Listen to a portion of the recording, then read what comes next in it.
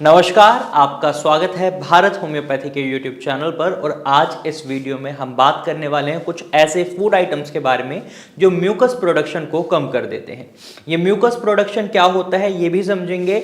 अगर आप अस्थमा या कोई भी रेस्पिरेटरी से रिलेटेड प्रॉब्लम फेस कर रहे हैं तो अक्सर हमें देखने को मिलता है पेशेंट्स के अंदर बलगम बहुत ज़्यादा बनता है, जिसे इंग्लिश में म्यूकस बोलते हैं।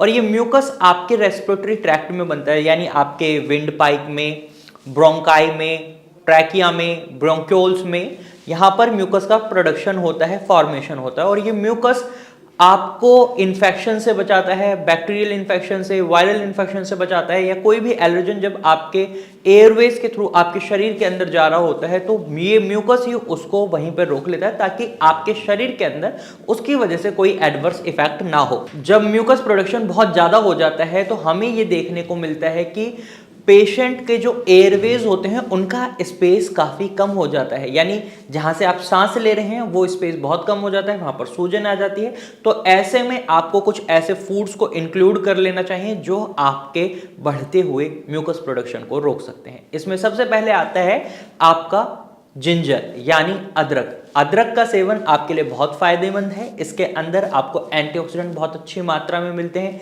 साथ ही साथ इसके अंदर आपको एंटी इन्फ्लेमेटरी प्रॉपर्टीज मिलती हैं जो आपके एयरवेज में आई हुई सूजन को कम करने में मदद करती है। जब भी म्यूकस का प्रोडक्शन बढ़ता है उस समय एयरवेज में सूजन भी होती है, तो ऐसे में अगर आप अदरक का सेवन करते हैं तो ये सूजन को तो कम करेगा ही, साथ ही साथ आपका जो म्यूकस प्रोडक्शन है उसको भी कम करेगा, साफ करेगा। अब अदरक का सेवन किस तरीके से करना है, इसको आप चाय में डाल पी सकते हैं। दूध वाली चाय नहीं लेनी है। अगर आप दूध वाली चाय पीने के बहुत ज़्यादा शौकीन हैं तो बहुत ज़्यादा अदरक की मात्रा रखनी है, वरना नॉर्मल पानी में भी आप उबाल कर अदरक को ले सकते हैं, रॉ फॉर्म में खा सकते हैं, या फिर आप सब्जी जब बनाते हैं तो उसमें भी अदरक का इस्तेमाल कर सकते हैं। इससे भी म्यूकस प्रोडक्शन कम होगा। अब दूसरे फूड आइटम की हम बात करते हैं तो ये है Apple. And Apple a day keeps the doctor away. ये मैं बार बार अपनी वीडियोस में बोलता हूँ, रीजन यही है क्योंकि जब आप एप्पल खाते हैं ये आपके पूरे शरीर को तो हेल्दी रखता है, वहीं स्पेसिफिकली इसके अंदर जो एंटीऑक्सीडेंट है, एंटी इन्फ्लेमेटरी प्रॉपर्टीज है, वो आपके एयरवेज की सूजन को भी कम करती है, साथ ही साथ उसके अंदर जो म्यूकस का प्रोडक्शन हो रहा है उसे भी कम करती है।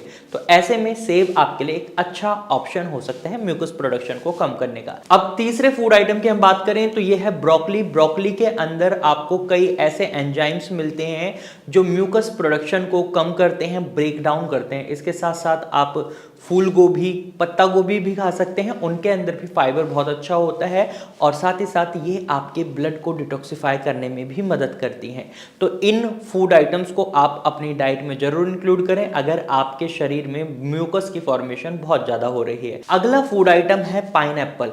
पाइनएप्पल यानी अनानास। अनानास के अंदर आपको ब्रोमेलिन नाम का प्रोटीन मिलता है। ये प्रोटीन म्यूकस के फॉर्मेशन को तो कम करता ही है, साथ ही साथ पाइनएप्पल खाने से आपके शरीर में एंटी इन्फ्लेमेटरी प्रॉपर्टीज भी जाती हैं, क्योंकि पाइनएप्पल की प्रॉपर्टीज होती हैं एंटी इन्फ्लेमेटरी, और जब आप पाइनएप्पल खाते हैं तो ये आपके एयरवेज में होने वाली सूजन को कम करने में भी आपकी मदद करता है। और अगला फूड आइटम है पंपकिन सीड्स यानी कद्दू के बीज। कद्दू के बीज आप खाते हैं तो ये आपके म्यूकस प्रोडक्शन को भी कम करने में मदद करते हैं, साथ ही साथ जो सांस लेने में आपको तकलीफ होती है उसे भी कम करने में मदद करते हैं। इन पांचों फूड आइटम की मदद से आप अपने म्यूकस फॉर्मेशन को कंट्रोल में ला सकते हैं, कंट्रोल कर सकते हैं। बहुत कम फॉर्मेशन होगा अगर म्यूकस का आपके शरीर में बहुत ज़्यादा हो रखा है, तो इन्हें जरूर इंक्लूड करें। इसके साथ साथ आपको अपनी बॉडी को हाइड्रेट रखना होता है, और साथ ही साथ आपको चाय, कॉफ़ी और अल्कोहल कंजप्शन से दूरी बनानी होती है, ताकि आपके शरीर में म्यूकस का प्रोडक्शन और ज़्यादा ना हो। अगर आप इन फूड्स को अपनी डाइट में इंक्लूड कर लेते हैं तो आप म्यूकस फॉर्मेशन को